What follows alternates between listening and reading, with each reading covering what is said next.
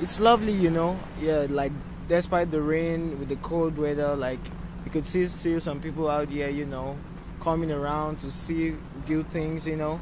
Like I've met some couple of nice people today, and it's been going great. Like it's a nice celebration. Well, it's great to see all the vendors out here and all the craft people.